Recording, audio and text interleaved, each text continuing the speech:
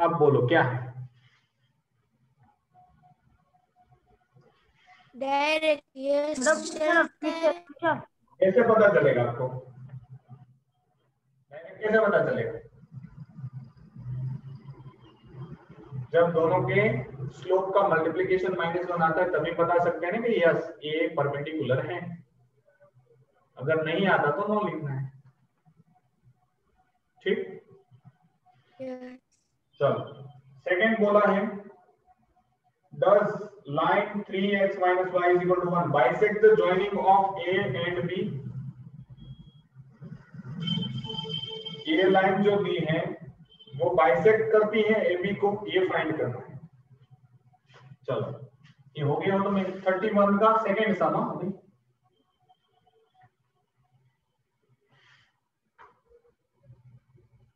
31 का second some, given line that is this, इनकी दिया है इक्वेशन दिया 3x minus y is equal to 1 और यहाँ पे 2 पॉइंट दिया है ए और बी।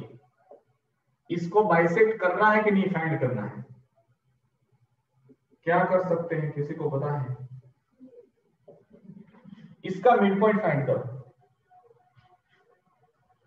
इसमें दो तीन चीज आ सकती है। क्या क्या आ सकता है? कि इसका मिड पॉइंट फाइंड करो, उसके बाद इनकी इक्वेशन और इनकी इक्वेशन, या तो मिड पॉइंट फाइंड करो, इसकी इक्वेशन फाइंड करो, इनकी इक्वेशन की, दोनों को सोल्व करो, देखो कि इनके मिड पॉइंट से ये मैच कर रहा है कि नहीं। पहले क्या करते हैं, इनकी इक्वेशन में फाइंड करता हूं, फिर इसकी इक्वेशन दी है, दोनों की इक्वेशन को मैं सॉल्व करता हूं तो मुझे डी पॉइंट मिल जाएगा। पहले वो मैं करता हूं। चलो 2 पॉइंट दिए हैं, इक्वेशन फाइंड करनी है। Equation of A B y1 sorry y minus y1, किसी को भी x minus x1 is equal to y2 minus y1 x2 minus x1।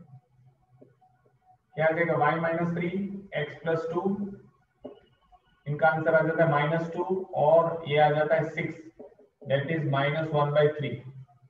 3 से मल्टीप्लाई करेंगे तो 3y minus 9 minus x minus 2, minus से -1 से मल्टीप्लाई होगा दोनों, सबको इस साइड ले लो, x plus 3y is equal to, इनको उस साइड जाने दो तो प्लस हो जाएगा -2 plus 7 sorry plus 9 plus 7 answer आ जाएगा। ये इक्वेशन इस लाइन की है। इस लाइन की इक्वेशन क्या दिया है?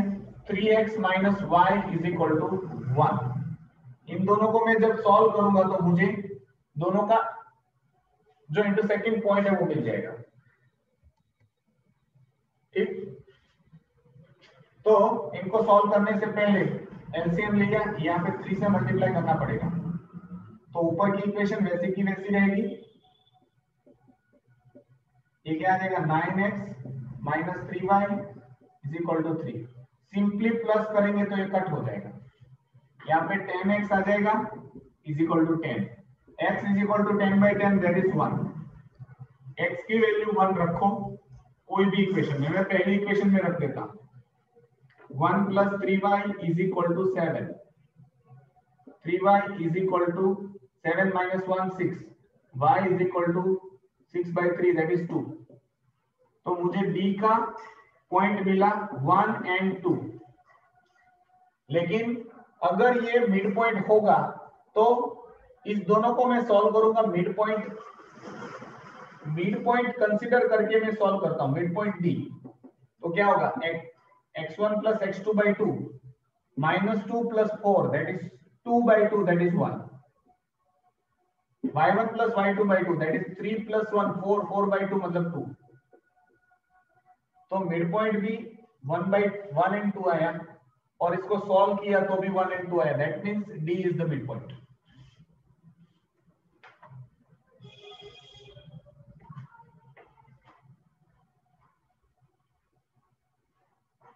ठीक, मिड पॉइंट भी ये है जिनके कोऑर्डिनेट 1 एंड 2 है। और ये दो लाइन इंटरसेक्ट भी उस पॉइंट पे कर रही है जहां 1 एंड 2 है कोऑर्डिनेट, दैट मींस ये दोनों पॉइंट सेम है, that means D is the mid point.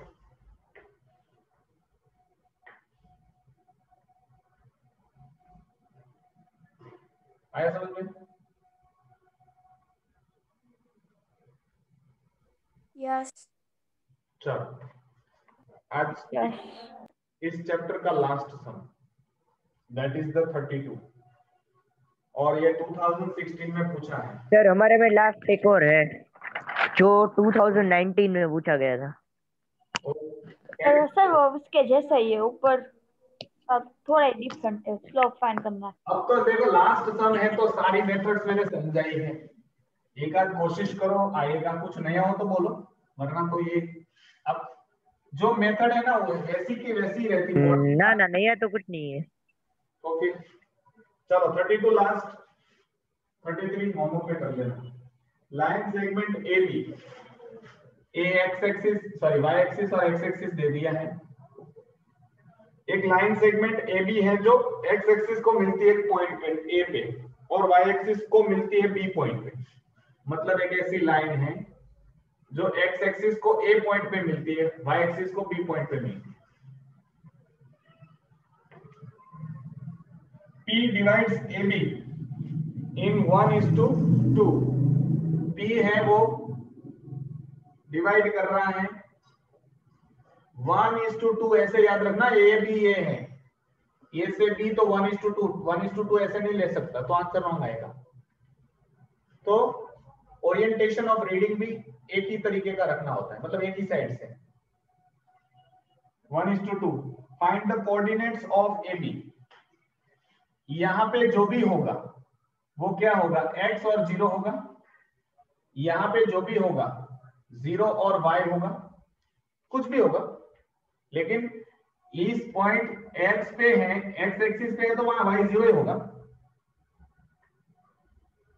ठीक, अब अभी हम लोगों को कोऑर्डिनेट a और b के फाइंड करने हैं, तो हमारे पास फॉर्मूला है, इसको मैं m कंसीडर करता हूं 1 को और इनको n कंसीडर करता हूं 2 को।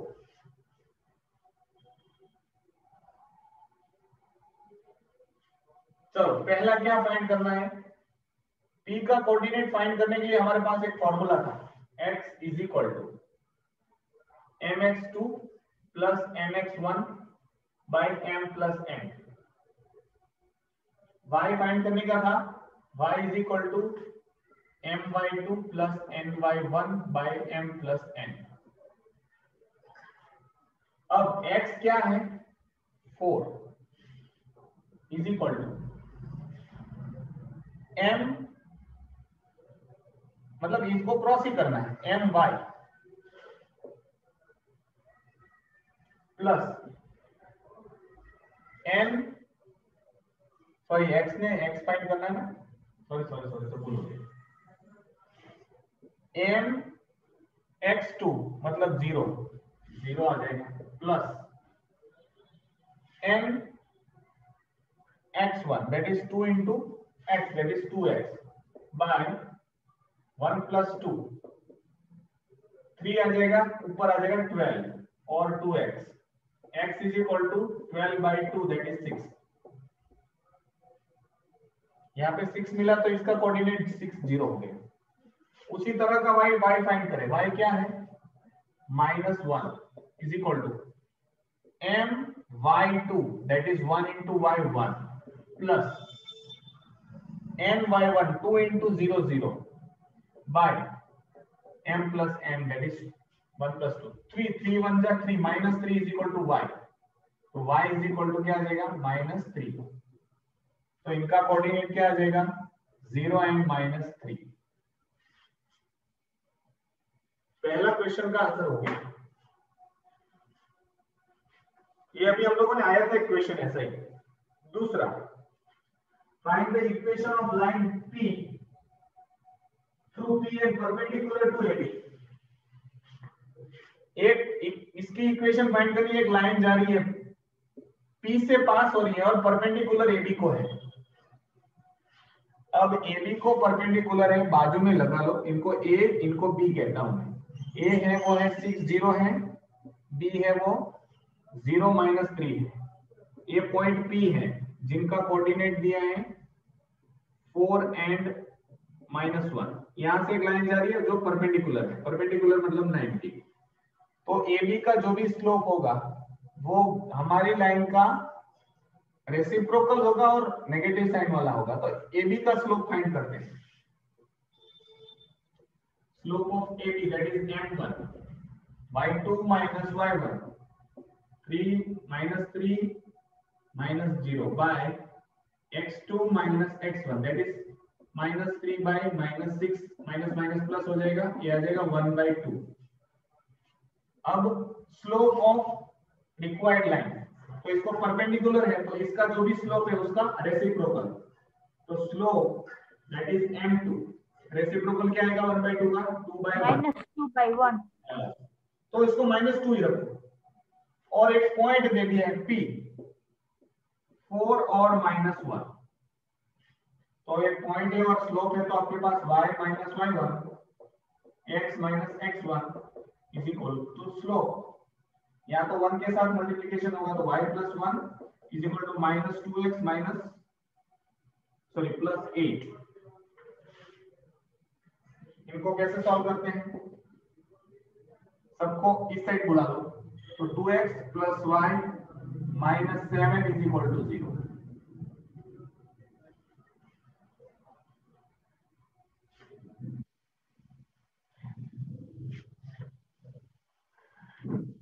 ठीक है, यस देखो इस चैप्टर में मैंने स्टेटमेंट नहीं लिखा है, स्टेटमेंट में कहीं पे नहीं लिखा था, सिर्फ सॉल्व करना सिखा था। अगर स्टेटमेंट लिखूंगा तो यही का यही सम 3-4 पेज का होगा।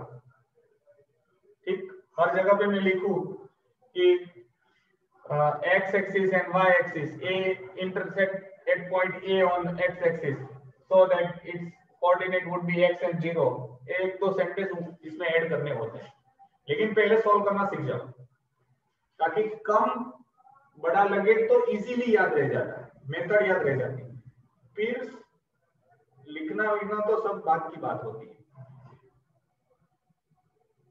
ठीक है, मैंने अपने तरीके से पूरी कोशिश की है इस चैप्टर में कि आपको सारी चीज समझ में आए। फिर भी कभी भी कोई भी doubt in this chapter you can free to ask. इसमें भी प्रैक्टिस करनी पड़ेगी, ट्रिग्नोमेट्री में भी प्रैक्टिस करनी पड़ेगी। ट्रिग्नोमेट्री तो सीधा ऊपर, पता नहीं ऊपर वाले के भरोसे है, वो आपके दिमाग में वो मेथड सॉल्व करने की आ गई तो आ गई। इसमें क्या आपको पता है 5-7 मेथड है, वो सब याद रखो, याद कहीं पे लिख लो कैसी मेथड है कि जब भी परपेंडिकुलर दिया हो, एक पॉइंट दिया हो, राइट बाइसेक्टर दिया हो, क्या क्या फाइंड करना हो, ऐसी एक पर्टिकुलर चीज आप लिख लो कहीं पे कि ये आप जब सॉल्व करते जाओ तो लिखो कि नई मेथड आई है कि चलो ये मेथड आई है नई, से पास होता हो, ये सारी चीजें आपको इजी रहेगी। ठीक, तो मेरे को लगता है आज बहुत हो गए हैं, कोई बात नहीं, हम लोग कल रखते हैं अभी। हाँ, अब हम लोग कल सर अब कल खाली रखूंगा, थोड़ा डेंजरस एक सिचुएशन। मजेदार बात बताओ। हाँ हाँ सर, एक मस्त बात बताओ। ये मुझे एक नया चैप्टर सौंपा ना मीडियन वाला, उसमें मैं रिकॉर्डिंग मीडियन बंद कर की दो सर। मेथड भूल गया। चलो मीडियन की मेथड भूल गया, मैं क्या करूंगा